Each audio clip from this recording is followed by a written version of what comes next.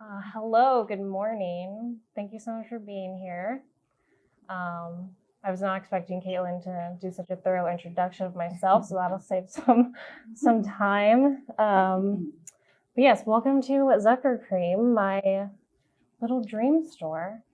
If you look around, everything that you see, 95% of it's locally made. We do a little bit of everything. I always joke that I'm from Indiana, so I made my little Cracker Barrel, if that's a throwback for anyone. But we work with people to have like marketplace goods.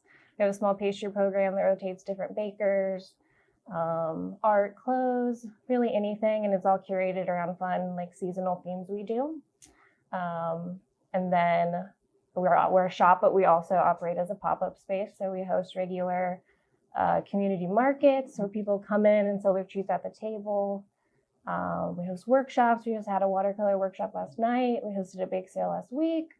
So really the goal is to just be a resource for whatever people need a space for and just be able to provide that. The overall intention of the space is to be somewhere that celebrates food and the community. So I consider that people in this room. So again, thanks for being here. And that's what we're talking about today. So today's theme is critical, and I'm really excited to explore this question with Jack. We'll talk about Jack's role that she's taken on in the community as fundraising, and kind of exploring the question. If you didn't get one of these papers, I'll hand them out. You can just pass them around. But just exploring what everyone has to offer to their community. I firmly believe that everyone has something unique to offer one another, and just that's a big part of my personal journey, just exploring that question. So it's really important to me to be able to talk about that today. And while Jack's role has been fundraising, it's also important that she's been able to create opportunities for joy for her community, and just really creative ways of engaging. A lot of people I recognize here today have definitely been part of Jack's efforts, and I know I'm not the only one that shares an incredible story of how Jack has shaped my life. So when I saw the theme was critical, I knew that I wanted to do it with someone that has been a critical part of the space you're in, someone that's believed in me from day one, and that's been Jack. Like Caitlin mentioned, I put together just a little event called the Strawberry Museum, and I remember asking Jack, like, hey, I want to do a little market. Are you interested? But I kind of want to, like, what if it was just all about the strawberry? And just her immediate enthusiasm of like, yes, I'm in, let's do it. And strawberries brought us together, so thank you, Strawberry. And yeah, and to give you some backstory, Jack and I met during the height of the pandemic. She was organizing a group called PDX Bakers Against Racism, still active. They just had a bake sale recently. And then I was facilitating a mutual aid group that was helping event organizers and protest by supporting like free pastries and whatever else organizers needed. So we connected over those two groups, and we made care packages for the community we gave out, and that's how we connected.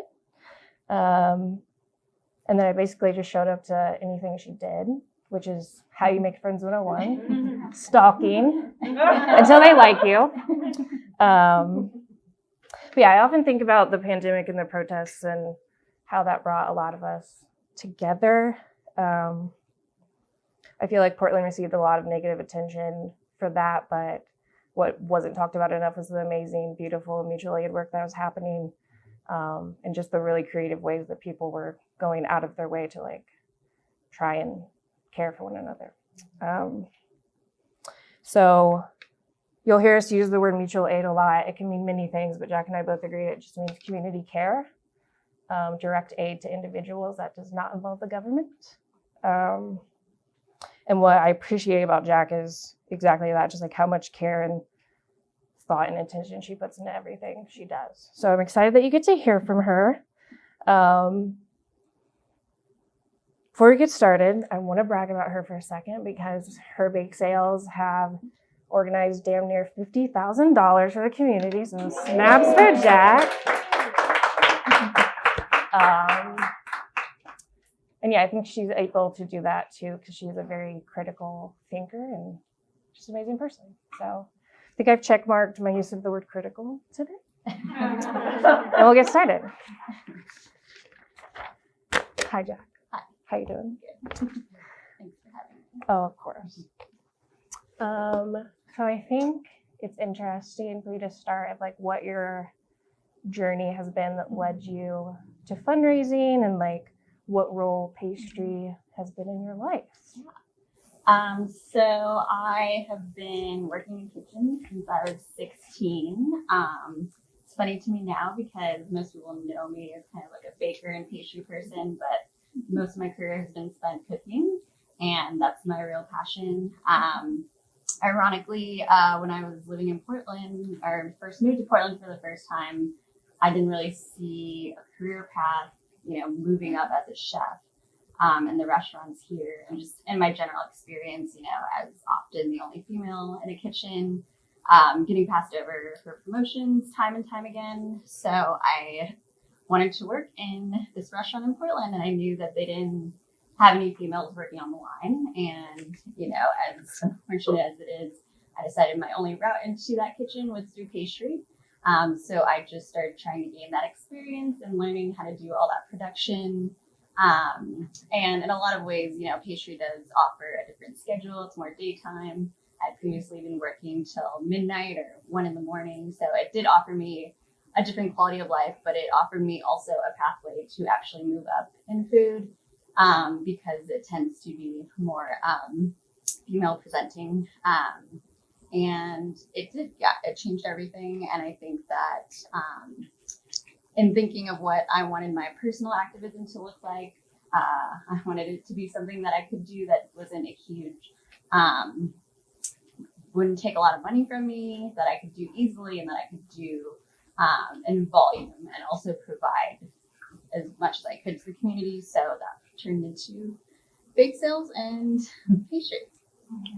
And how many have you organized so far? I organized about 10 bake sale fundraisers with Bakers Against Racism after the national movement started, and then after that maybe like 4 or 5 that were on my own that I kind of organized with some of the people here.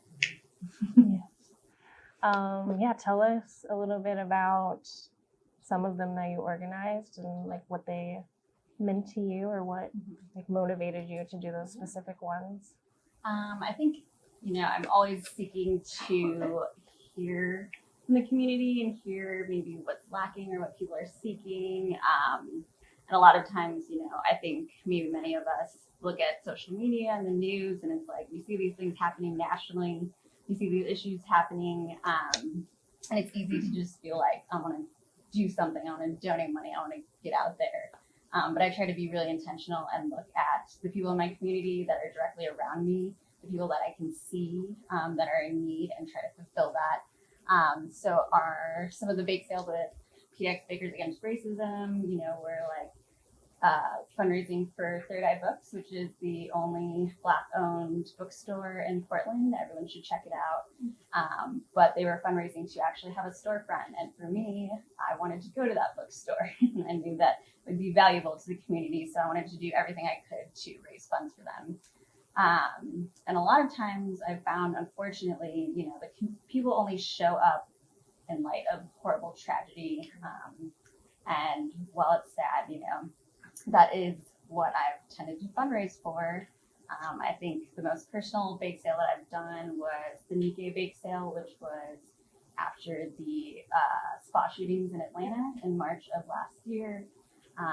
Definitely affected me and my family, everyone in the API community. And so I really wanted to do something on my own. And it just started with me posting on Instagram, like, hey, does anyone want to let me set up a table outside their space so I can sell pies or whatever? And I had a huge response from over, 40 individual bakers and restaurants that also wanted to help out. And I ended up planning that bake sale in about 6 days, and we raised over $13,000 for Apano, the Asian Mental Health Collective, and we were able to send direct funds to all the individuals that had organized the Stop AAPI Hate rally that day. So that was a really special day for me.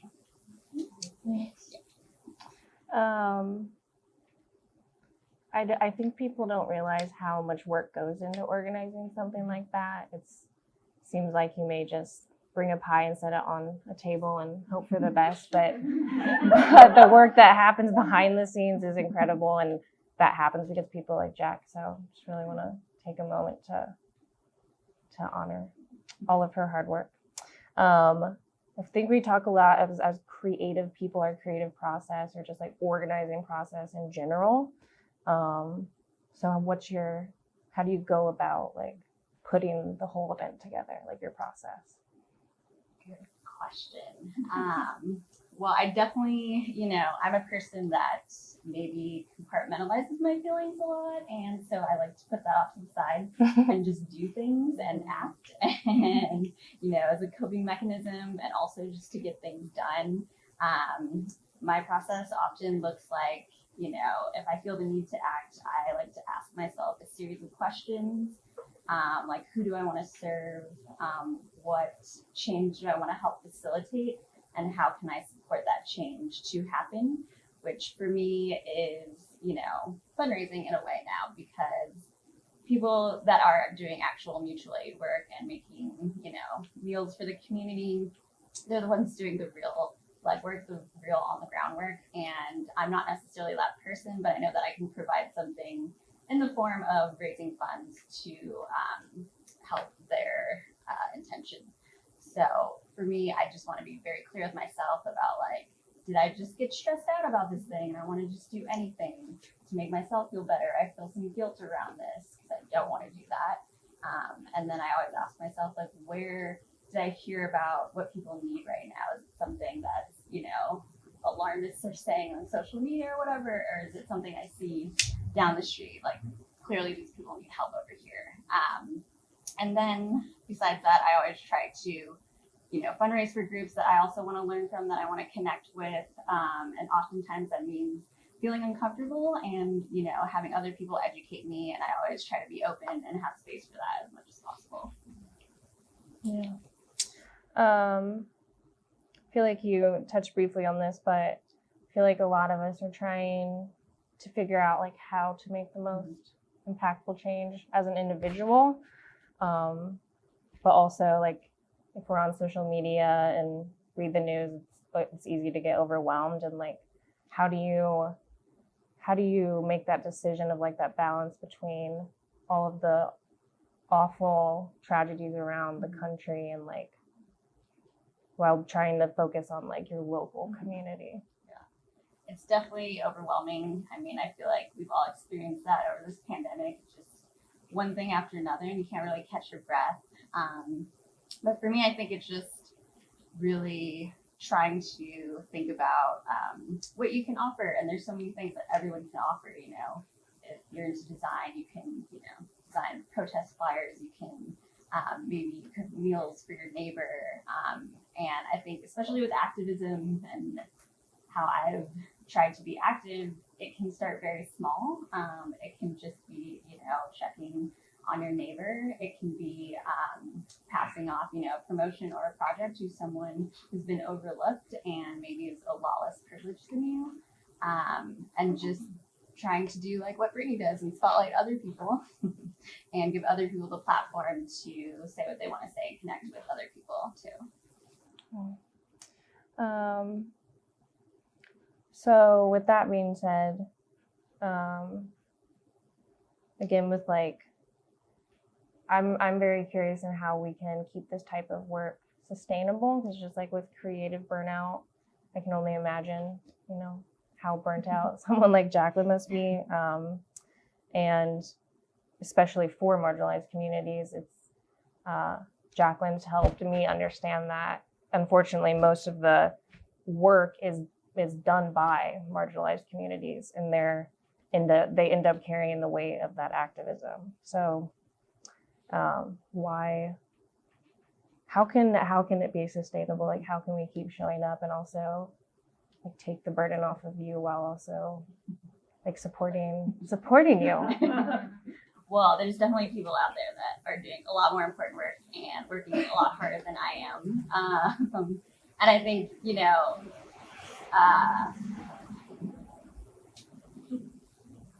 it is unsustainable work if you are driving yourself into the ground constantly. But I think that different people have to pick up the torch at different times and kind of tag in and out and support each other. And individuals that are doing, this kind of work, you just have to listen to yourself and you have to take breaks when necessary, which I definitely did. I definitely got burnt out. But what I love to see now is that, bake sale fundraisers are a thing and they're happening and other people are doing them. And that makes me so happy. But besides that, I think that, it's just as simple as people being active, and that is what's critical for all of us. We have to find ways that we can heal, and for me, that's been through activism, and I think that, that will help a lot of people. And also, I think that, people of color in marginalized communities often tend to do all of the work because, well, for me, I feel like no one else is going to do it, and maybe no one else will do it how I want to do it. And I think, but we can all support each other, and we can all, whatever our area of focus is, find a way to be active in that. Yeah. I feel like that's an important part about, if you'll speak a little bit about the difference between why you fundraised for mutual aid groups versus like Planned Parenthood or nonprofits, like what's the community impact difference of that? So one of the last bake sales that we just put together with also Trisha, who's here today, was the Barrio Bake Sale, and we were fundraising for reproductive rights. This bake sale was a huge success, and it was really meaningful because we were fundraising for Northwest Abortion Access Fund, as well as Cascade Abortion Support Collective, who are two local groups, but they also serve the greater Northwest and Idaho, which is a state that is under huge scrutiny right now for their abortion bans. So to me, I wanted to figure out a way that I could serve Portland and Oregon, but also try to serve another state that was at much higher risk than Oregon. And so it was these groups specifically, that are doing amazing work, that are making aftercare packages for those who received abortions. They have transportation services, and just general, reproductive wellness items, pregnancy tests, Plan B, that kind of thing. So to me, it's just, I was very clear in I want to serve Portland. I want to also help another state that, needs the help right now too. Yeah. I think it's important to talk about why you did not choose Planned Parenthood, that kind of idea of why we're all more likely to donate to a group we know rather than direct people in our community. Yeah. Can you give your thoughts on that? Planned Parenthood does great work. I've been there many times myself, and there is, there's Planned Parenthood, Columbia, Willamette, that's our more local Planned Parenthood, and they're amazing. To me, Planned Parenthood is so prevalent. I think that's the first thing that everyone thinks of. So naturally, that's probably not where I'm going to direct funds to. And I think Planned Parenthood also has, a political affiliation as well. So I would tend to gear towards groups that are direct aid to individuals. Although, like I said, Planned Parenthood is amazing. But we'll keep it small, keep it to the community. So. Totally. I always appreciate that about your bake sales. Okay, so I want to be involved with the community. I feel like that's a word we use a lot, but what does it mean to you? Yeah, you'll hear me say community 1,000 times per day. One of my favorite slogans is community over everything. And I think it's a very watered down term now, so I'm definitely reflecting on my use of the word. But by definition, it is people in close vicinity to you or a group of people that share some trait. And so community to me is now everyone in this room. It's the people in my neighborhood. It's the people that I hang out with. It's definitely the restaurant community, which is near and dear to my heart here in Portland. But more than that, it is everyone that is struggling that maybe I can do something for. It's everyone that needs, a leg up or a platform or just a way to get their message out. And I was that person, and people helped me get there through community. And I think what I've learned that I like the most after all of these events is actually being with people, connecting with people, and hearing one-on-one. And that is also how you will hear what the community needs and how you can serve them. Beautiful. So if you were to recommend one thing that like everyone in this room thinks about or does when they leave to be more connected with their community, do you have something in mind? Like a good starting point? Definitely. Actually, Trisha, again, helped me. Hi, Trisha. Woo!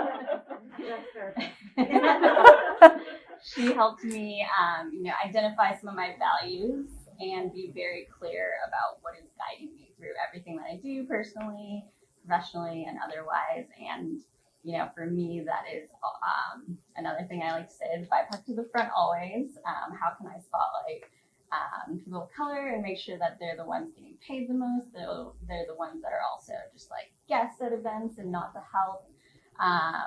And just, making sure that everything that I do is in line with those values. So I would say try to identify what are the most important values to you and how can that guide you through any process that you may come upon. Lovely. With that being said, the little piece of paper you have, I would love if you just took some time after this is over to think about it. If you want to fill it out and leave it with us, we'll display them in the shop, and that would mean a lot to us. But I think that we're good with the questions.